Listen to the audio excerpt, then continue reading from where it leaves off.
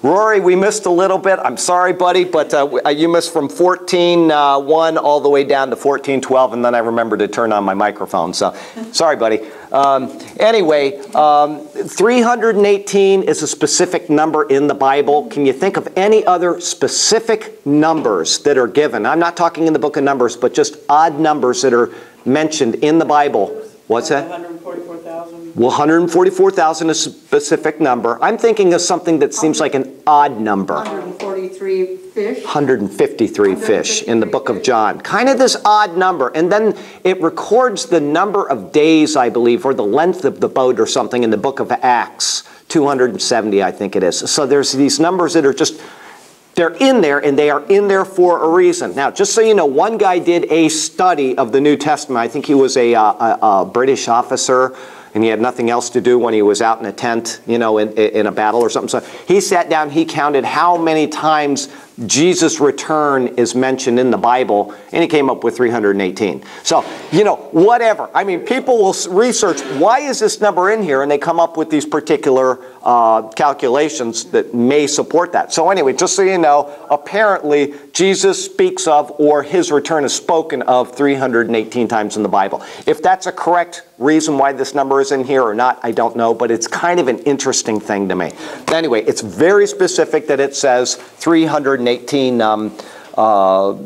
trained servants who were born in his house. So these are actually his servants that are people born in his home and went in pursuit as far as Dan. Now, just so you know, real quickly, I'll show you the layout. If you haven't seen the layout of Israel, is like I say, it's kind of like this, whatever. You've got the Red Sea down here, and you've got Jerusalem about here. Dan is way up in the north. And if you are in Dan, you can actually see Mount Hermon, which is the snow-covered mountain in Lebanon, which the Psalms speak about, and you'll read about it elsewhere. So it's in the very, very north of Dan. So when you read elsewhere in the Bible, from Dan to Beersheba, that means from the very north to the very south. It would be like us saying from Maine to Florida, or from Maine to Hawaii or something. Term Dan to Beersheba. And then once in a while, I think it's only 1 or 2 times in the whole Bible, it'll say from Beersheba to Dan instead of from Dan to Beersheba. And whatever the reason is, it does say it that way. So just kind of interesting. But that's what we're talking about is he's down here in the area of Bethel or whatever, which is a little north of Jerusalem,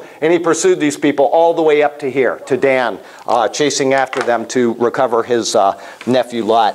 So, it seems like it, but it's not a huge land. I mean, you know, it would be like us going from one end of Rhode Island to the other or something, however long that would take by camel or whatever. I don't know, a day. I don't know. I mean, you can drive the whole thing in a couple hours, but how long it would take. Jesus walked it how many times in his 3 years? But it does seem like it would be a long way. And the terrain is pretty rough. I mean, it's not for the faint of heart when you're, especially back then. It's what? It's not all flat. No. There's lots of rocks, lots of mountains. I mean, it's the rockiest place I've ever seen. Lots of sand. Yeah, I got to tell you. But when I first arrived in Israel with Mom, I was really, really sick, and this went on for about 3 days. And I got to tell you, I was so sick of seeing rocks. And you know, you're not feeling well, and when you see lots of rocks, it wore me out. I thought, if I see one more rock, I am going to die. I was just, and finally I got feeling better, you know, after about 2 or 3 days. But it's just such a miserable sight if you're not feeling well. If you're feeling well, maybe it's a lot better. I don't know. But finally we got out of that area anyway and started getting up to the north, and the rocks changed from this kind of white color to the basaltic rocks, which are black or whatever. So you got a little change, but there's still rocks everywhere. It's the rockiest land I've ever seen in my life. And you know, you got these terraces where people are farming, and they go all the way back to biblical times. And I think those people had to dig up piles of rocks. No wonder that everybody has around their homes, they've got these, or villages, they all have walls. They need to do something with these rocks. They're everywhere, isn't it? It's the rockiest place on earth. So, and I just think, yes? My scaled map says it's 150 miles between what's that town? Beersheba to Dan. Oh, from the very south to the very north. So that would be around, and how far is it to the east coast from here? About 100 miles, or I don't know, 90 miles, Florida, so probably twice as long as Florida is wide. I don't know, I'm not really sure, but yeah. Is it more than 90? Oh, I don't know. I have no idea. Fort Myers Out across Alligator Alley is just 100 miles. Oh, okay, so then maybe it's Get there. about 100. That's inland from Naples, and then the end of it is inland from the East Coast. Oh, okay. You walk across So- the state. Yeah, they walk across the state maybe a little more, but you know, it's not like walking in Florida where we got, you know, nice flat areas. I mean, oh, it's brutal terrain. It really is. But like I said, if you want to read about the terrain of Israel, which would be comparable to the time that we're reading, read Innocents Abroad by Mark Twain. Okay, you can read it online, and he describes what it's like. Well, they didn't have roads any better then than they did 4,000 years ago. Up until modern times, you know, it was just rocks. But Innocents Abroad, he describes his travels. It's a fun book. So anyway, that'll kind of give you an idea of what the traveling is like and what the towns are like and what the people are like before it really started to get developed. Anyway, so where are we? I think we're in 15. He divided his forces against them by night, and he and his servants attacked them and pursued them as far as Hobah, which is north of Damascus. So he encountered them in Dan, and he continued to attack them all the way over to Damascus, which is in Syria. Now, just so you know, Damascus is the oldest continuously populated city in the world. Okay, just so you know, that's way up here in Syria. It's, you got Lebanon here, and then Syria's over here. But it does say in the Bible that Damascus will be what? History. It will be destroyed in a single night. So that's coming. It'll probably be a nuke from right about here in Damon, Israel. And this Damon is where they have their nuclear thing, and probably it's just going to go like that and just completely level Damascus. I don't know. That's just a guess, but it does say that Damascus is going to come to an end in a single night. And what would do that? Probably either a very powerful attacking force or a single nuke, whatever.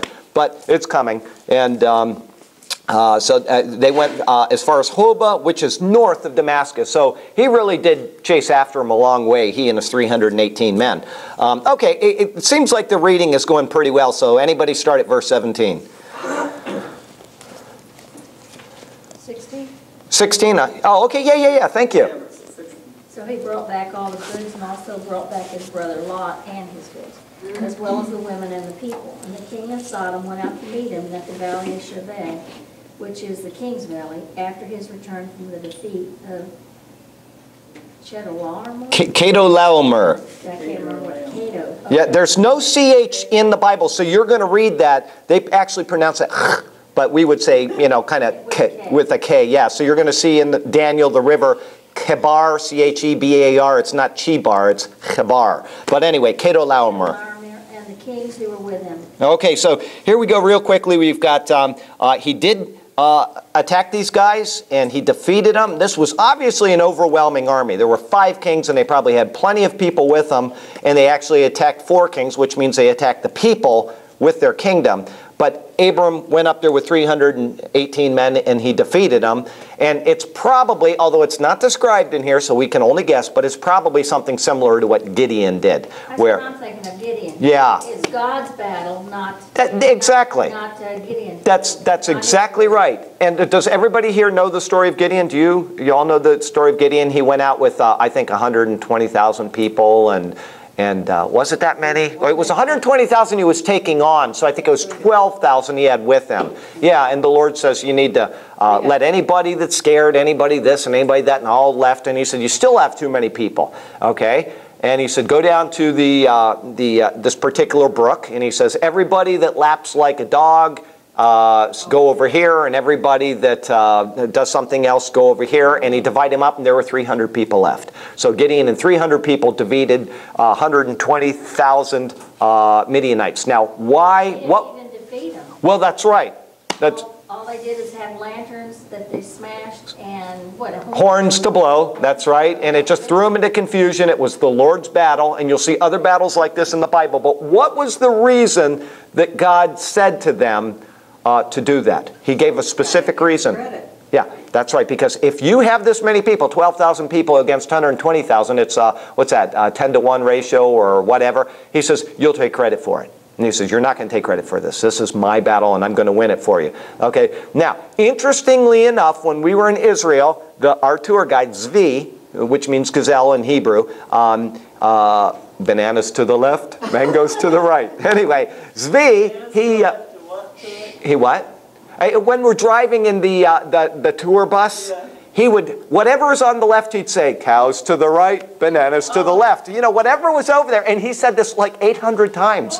Whatever was, you know, mountains to the left, stream to the right. It's very funny. And he'd greet you in the morning. He'd say, morning good, boker tov. He'd say it in Hebrew, but in Hebrew it says it backwards, boker tov, morning good. So whenever he greeted you, he'd say, morning good, afternoon good. Anyway, very fun guy. But he...